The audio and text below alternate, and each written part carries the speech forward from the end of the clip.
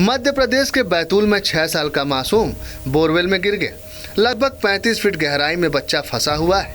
ये हादसा मंगलवार शाम बैतूल जिले के आठनेर के मांडवी गांव में करीब 5 बजे हुआ। मासूम को बोरवेल से निकालने के लिए युद्ध स्तर पर कोशिशें जारी है। प्रदेश के मुख्यमंत्री शिवराज सिंह चौहान ने ट्वीट कर लिखा है, बैतूल के आठनेर ब्लॉक के मांडवी गांव में 8 साल के मासूम के बोरवेल में गिरने की घटना दुखद है। मैंने स्थानीय प्रशासन को जरूरी कदम उठाने के निर्देश दिए हैं। मैं प्रशासन से सतत संपर्क में हूं। रेस्क्यू टीम बच्चे को सुरक्षित बचाने हेतु प्रयासरत है। मासूम की कुशलता की प्रार्थना करता हूं।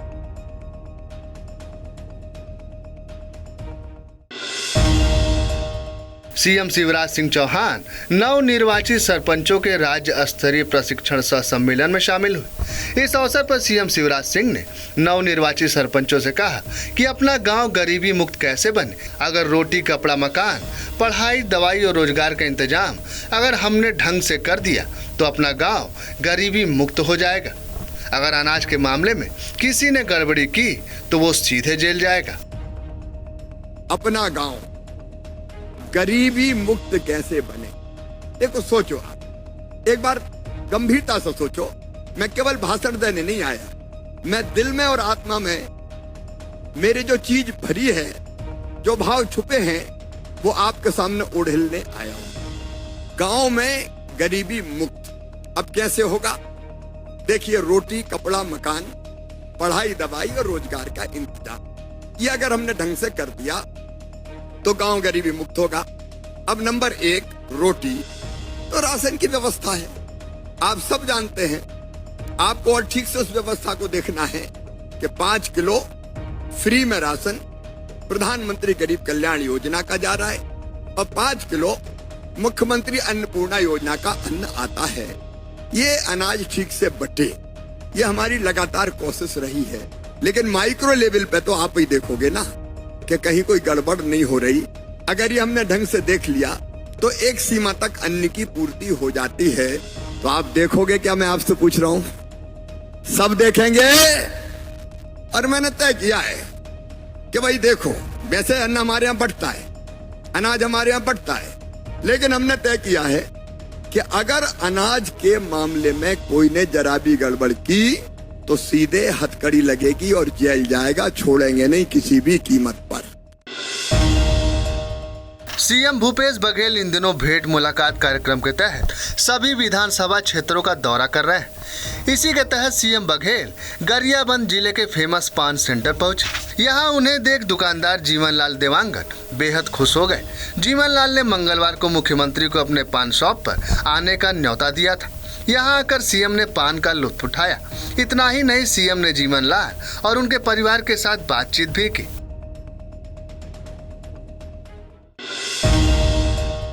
जनसंख्या के हिसाब से मिलने वाले आरक्षण पर ब्रेक लग गया है। दरअसल छत्तीसगढ़ विधानसभा से पारित आरक्षण संबंधी दोनों नए विधेयक राजभवन में फंस गए। राज्यपाल अनुसुईया उइके ने उन पर हस्ताक्षर ही नहीं किए।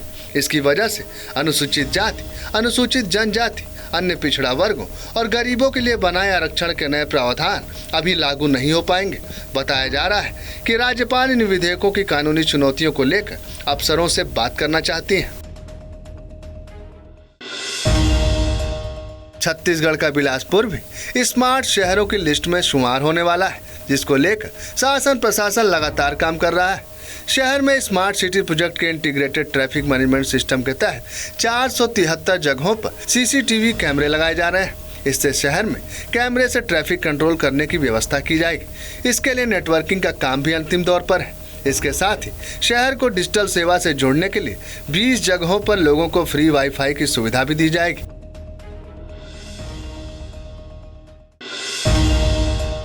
नगर निगम चुनाव के बाद पहला निगम परिषद का पहला सम्मेलन हंगामेदार रहा। निगम की मेयर इन काउंसिल के सदस्यों की महिला पार्षदों के खिलाफ की गई अमर्यादित टिप्पणी को लेकर भी जमकर हंगामा हुआ।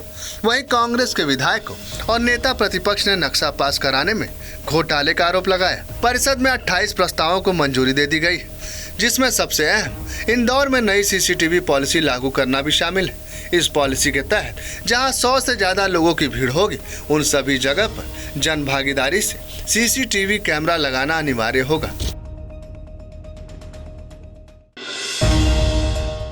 कोयला घोटाले और मनी लॉन्ड्रिंग केस में 2 दिसंबर को गिरफ्तार सीएम भूपेश बघेल की उप सचिव सौम्या चौरसिया को ईडी ने मंगलवार को कोर्ट में पेश किया।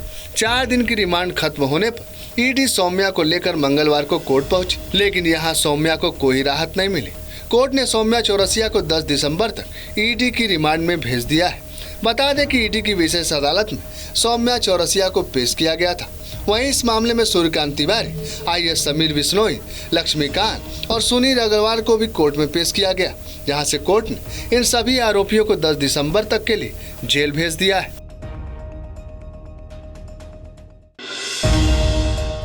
सीएम शिवराज सिंह चौहान जो इन दिनों अपने बदले बदले अंदाज से सुर्खियों में है। सीएम शिवराज का न सिर्फ काम करने का अंदाज बदला है, बल्कि पब्लिक इंटरेक्शन का स्टाइल भी बदल गया है। सीधे, सरल और सहज दिखने वाले सीएम शिवराज इन दिनों सख्त रुख अपनाए हुए हैं। सीएम बिना प्रोग्राम अचानक किसी भी जिले के किसी गांव में इंस्पेक्शन करने पहुंच रहे हैं और व्यवस्थाओं का जायजा ले रहे हैं। इस दौरान खामियां मिलने पर कभी मंच से तो कभी फील्ड इंस्पेक्शन के दौरान सीधे जिम्मेदारों पर एक्शन ले रहे हैं।